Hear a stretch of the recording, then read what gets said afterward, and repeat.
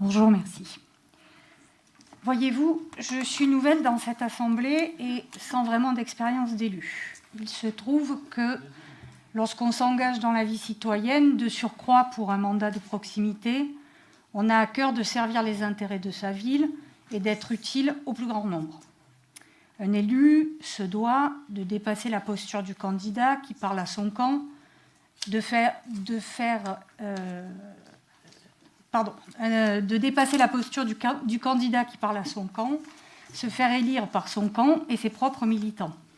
Une fois en responsabilité, l'élu a l'obligation de prendre de la hauteur et d'agir pour le bien commun. Agir pour le bien commun nécessite de concerter, d'écouter, d'amener à trouver des consensus, de faire des compromis. Et je dois dire qu'en simple citoyenne, j'observe depuis 2014 vos majorités opérer et je suis effarée par la méthode. La démocratie s'enrichit des débats de fond, d'orientation, de positionnements différents, du pluralisme de la pensée.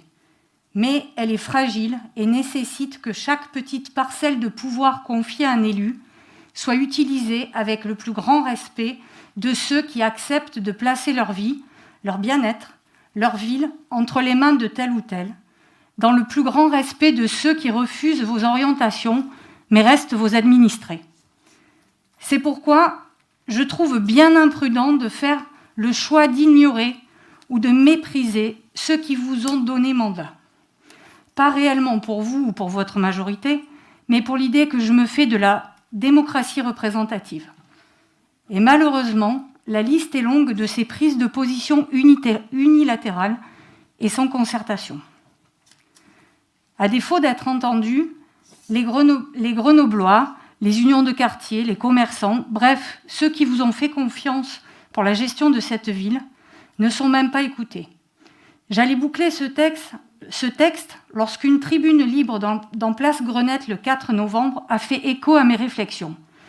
L'UHCV, l'Union des habitants du centre-ville, relate avoir adressé 16 courriers en 7 mois à Madame Tavel, à Madame Tavel et messieurs Confesson, Namur, Alotto, Cada et vous-même, monsieur le maire, sans jamais recevoir ni réponse ni accusé-réception. Les sujets évoqués sont divers. Les terrasses, l'entretien de l'espace public, les incivilités routières dans les espaces piétons, la situation de l'avenue Alsace-Lorraine, etc. Ils ne demandent pas de recettes magiques sur des solutions. Ils demandent à ce que leurs requêtes soient entendues et traitées. Et que dire de la piétonisation du secteur Sainte-Claire-Notre-Dame ? Aucune concertation. La piétonisation des places aux enfants ? Aucune concertation. La fermeture des bibliothèques alors que vous avez été élu sur un programme d'accès à la culture. Non-respect de vos engagements de campagne. La restriction du nombre de places de stationnement et l'augmentation hallucinante de leur prix. Décision unilatérale. Fermeture du pont Esclangon sans aucun respect du quotidien et des modes de vie des Grenoblois. Décision unilatérale.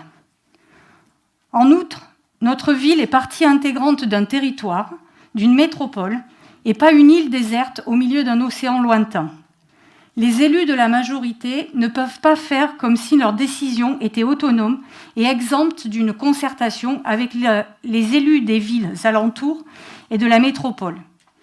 Lorsque votre candidat à la présidence de la métropole a perdu face à Christophe Ferrari à l'issue du 3e tour de vote le 17 juillet 2020, vous avez déclaré dans le Dauphiné libéré « Nous ne participerons pas à cette majorité et nous entrons dans une crise institutionnelle. Ce n'est plus la métropole de Grenoble car Grenoble ne sera pas dans la majorité. » Évidemment que la métro reste à la métropole de Grenoble. On attend d'un maire qu'il fasse fonctionner les institutions et qu'il trouve les compromis nécessaires pour le bien-être de ses administrés, pas qu'il se positionne en mauvais perdant. Votre majorité a perdu la présidence de la métro, dont acte, c'est le jeu de la démocratie.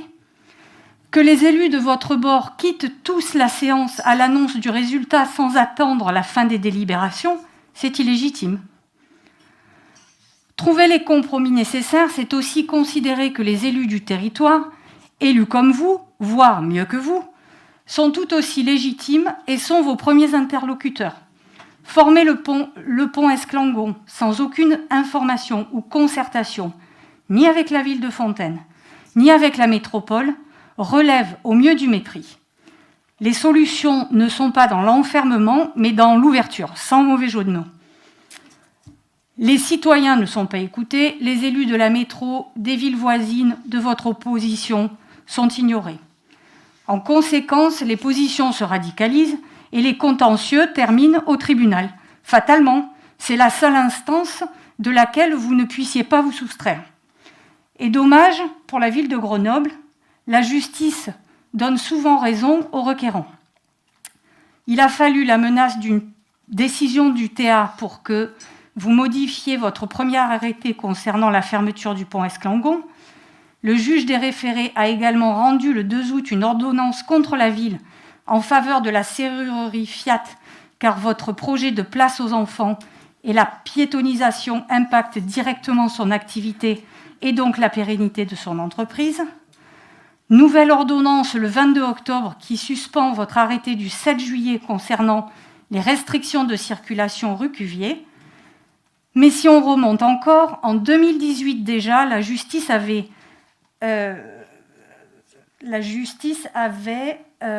annulé un dispositif d'interprétation et de votation citoyenne de la ville de Grenoble.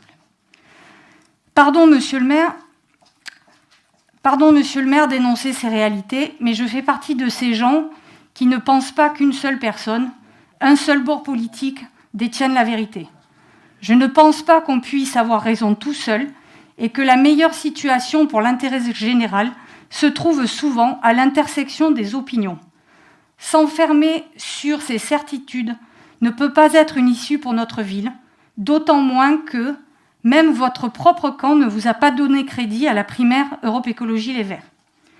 Quand accepterez-vous de travailler avec vos oppositions, avec les élus de la métropole et surtout avec les habitants tellement demandeurs de solutions concertées ? Pourquoi ne mettez-vous pas en place une méthode qui soit conforme à vos annonces de campagne concernant la démocratie participative ? J'avais compris que cet engagement vous tenait à cœur et visiblement la méthode actuelle ne satisfait personne, pas même les tribunaux. Vous et moi, on ne sera certainement jamais d'accord sur le fond des dossiers, mais n'existe pas des solutions médianes de compromis. Je vous remercie.